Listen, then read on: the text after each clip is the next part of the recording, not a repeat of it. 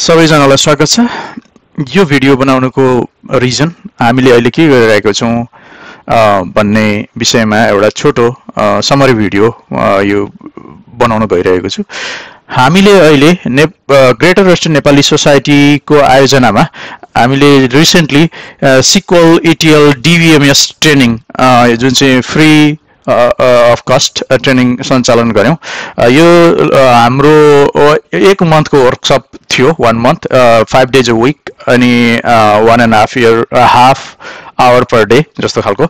यसमा हामीले के कुरा गर्यौं भन्दा यो हाम्रो ट्रेनिङ मा हामीले के कुरा गर्यौं भन्दा हामीले डेटाबेस के हो, डेटाबेस किन चाहिन्छ, डेटाबेसमा कस्तो जबहरु अवेलेबल छ, डेटाबेसको इम्पोर्टेन्स के हो, त्यसमा चाहिँ एकदमै राम्रो इन्जिनियरहरु किन अझै पनि एकदमै इम्पोर्टेन्ट छ, डेटाबेसको फ्युचर कस्तो छ हैन, यस्ता कुराहरु कभर गर्यौं। र हामी डाइरेक्टली डेटाबेस म्यानेजमेन्ट सिस्टम अन्तर्गत हामीले माइक्रोसफ्टको डेटाबेस म्यानेजमेन्ट जुन चाहिँ SQL अन्तर्गत रहेर डेटाबेसका बेसिक अनि त्यसकै मास्टरिङका डेटाबेस जस्तै इन्डेक्सिङ अनि पर्फर्मेन्स ट्युनिङ लगायतका विभिन्न कुराहरु धेरै समय लगाएर डेटाबेस सम्बन्धी नलेज लियौं।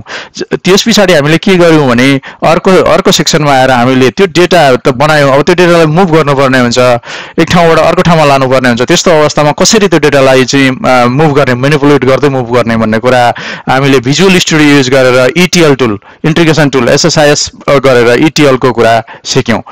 त्यसपछि हामीले त्यो ETL बाट त्यो डेटा लङ्गर टर्मको लागि कम्पनीहरुमा सेभ गरेर राख्नुपर्छ। किन सेभ गरेर राख्ने, त्यसको कुरा चाहिँ डेटा वेयर हाउसिङमा आउँछ। यो डिफरेन्ट अलिकति फरक टपिक छ। यो डेटा वेयर हाउसिङको कुरा के हो, यो कसरी गर्न सकिन्छ भन्ने कुरा हामीले हेर्यौं। अब डेटा वेयर हाउसिङ गरिसकेपछि डेटा वेयर हाउसिङमा डेटा त राखियो सबै डेटाहरु, अब त्यो गरिसकेपछि हामीले के गर्ने, त्यो डेटा वेयर हाउसिङको डेटा त्यसबाट हामीले रिपोर्ट बनाउने। अब हामीले रिपोर्ट पनि पावर BI को थ्रुबाट हामीले रिपोर्ट बनाएर पनि हेर्यौं हैन। अनि यी कुराहरु जस्तै SQL को बेसिक मास्टरी, ETL को कन्सेप्ट, डेटा वेयर हाउसिङ को कन्सेप्ट, पावर BI को कन्सेप्ट कसरी गर्न सकिन्छ भन्ने कुरा हेरिसके पछाडी यी सबै कुराहरु अन प्रिम जस्तै आफ्नो कम्पनीको विथिन सर्भर, आफ्नो सर्भरमा गरिने कुरा हामीले हेर्यौं।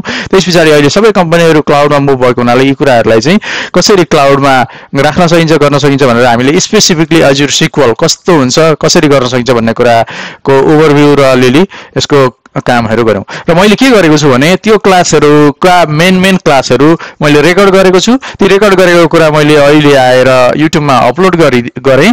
युट्युबमा अपलोड गरेको कुरा चाहिँ तपाईले यी जस्तै यी इम्पोर्टेन्ट कन्सेप्टहरु हैन, SQL मास्टरीको कुरा, ETL को कुरा, डेटा वेयर हाउसिङको कुरा, पावर BI को कुरा र क्लाउड SQL Azure को कुरालाई मैले लगभग एक-एकवटा भिडियोको ओभरभ्यू भिडियोहरु यहाँ राख्दिएको छु। कोही पनि तपाईको साथीभाइ अथवा कोही मान्छे डेटाबेसमा जान चाहनुहुन्छ, डेटाबेस सम्बन्धी अलिकति नलेज बढाउन चाहनुहुन्छ अथवा डेटाबेसमा करियर बनाउन चाहनुहुन्छ भने यो एकदमै उहाँहरुको लागि इम्पोर्टेन्ट भिडियो सिरिज हुनेछ। उहाँहरुलाई यो भिडियो सिरिजले एकदमै हेल्प गर्नेछ। उहाँहरुलाई यो कुराहरु नेपालीमा एक्सप्लेन गरेको हुनाले बुझ्न पनि सजिलो, अथवा चाहिँ हाम्रो तरिकाले मैले सकेसम्म एकदमै साधारण उसमा बुझाउने कोशिश गरेको छु यी कुराहरुलाई। त्यो भएर उहाँहरुलाई तपाईले शेयर गरिदिन सक्नुहुनेछ।